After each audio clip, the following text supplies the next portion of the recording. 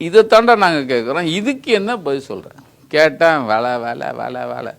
இந்த ஓலைப்பாயில் என்னமோ பண்ணுமில்ல, அது மாதிரி கோபாலுக்கு எப்போ பார்த்தாலும் அந்த பொம்பளை பிள்ளைல தான் தெரியும்.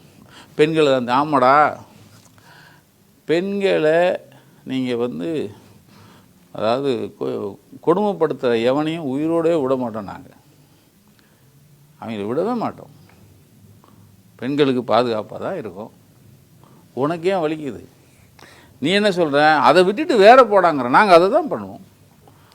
நீ ஈஷாங்கிற போர்வையில் சின்ன பிள்ளைகளை, பிஞ்சு பிள்ளைகளை அறநிர்வாணப்படுத்தி தீட்சைங்கிற பேரில் அசிங்கம் பண்ணுற.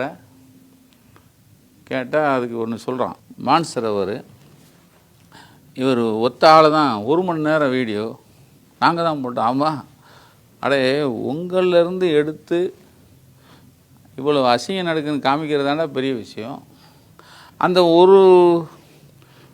நிறைய பேர் இருந்தாங்களாம், 100 பேர் இருப்பாங்களாம், 200 பேர், அதுக்கு மத்தியில் தான் இது நடந்தான். அதை விட வெக்கக்கேடு என்ன?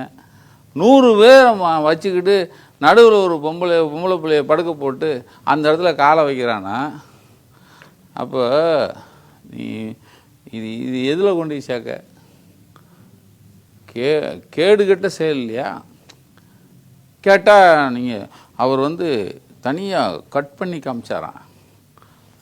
மூதேவி 100 பேர். அப்போ ஒவ்வொரு முறையும் நீ 100 பேர் 200 பேர்னு அங்கே கொண்டு போய் நீங்கள் ஆம்பளையும் பொம்பளைகளையும் கலந்து உட்கார வச்சு ஒவ்வொரு பிள்ளைகளுக்கும் இந்த தீட்சைங்கிற பேரில் இப்படி நீங்கள் தொடக்கூடாத இடத்துல காலை வச்சு இப்படி பண்ணுவீங்க.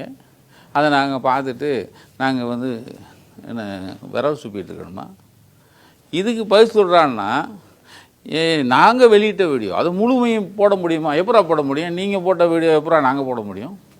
அறிவு வேணாம். நீங்கள் 1 மணி நேரம் போட்ட வீடியோ நான் போட முடியுமா? கேட்குறாங்க கேள்வி. முட்டாள். அதாவது காசை வாங்கிட்டு செய்யுங்க, அதுக்கும் ஒரு நியாய தர்மம். அதான் நான் கேட்குறேன். உனக்கு சேர்ந்தவங்க, உன்னை சேர்ந்தவங்க, உன் கூட இருக்கிறவங்க, உன் கூட பிறந்தவங்க, இப்படி யாரையாக கொண்டு இப்படி தீட்சை எடுக்க விடுங்களேன், மொட்டை அடிக்க விடுங்களேன். அப்போ தெரியுமிடா உங்களுக்கு